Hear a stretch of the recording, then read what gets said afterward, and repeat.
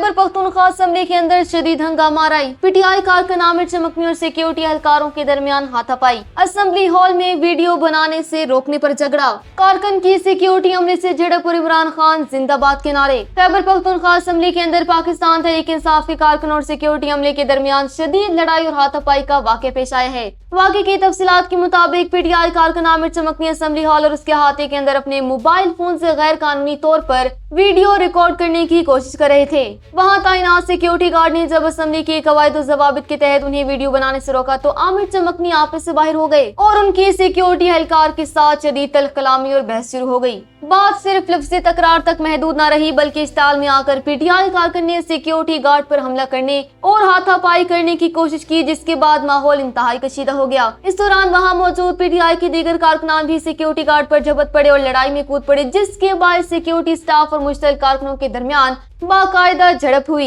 इस हंगामा आराई के दौरान और बाद में 4 कारकुनान ने असेंबली बिल्डिंग के अंदर इमरान खान जिंदाबाद के शदीद नारे भी लगाए। वाज़ेह रहे कि खैबर पख्तूनख्वा असेंबली के सिक्योरिटी प्रोटोकॉल्स के मुताबिक किसी भी गैर मुतल्लिका शख्स या आम कारकुन को असेंबली के हसास हिस्सों और अहाते के अंदर बगैर इजाजत वीडियो रिकॉर्डिंग की बिल्कुल इजाजत नहीं होती ताकि सिक्योरिटी में कोई खलल न आए। इस हंगामे और जूतम पिराज की वीडियो सोशल मीडिया प्लेटफॉर्म्स पर भी वायरल हो चुकी है, जिस पर शदीद तनकीद की जा रही है।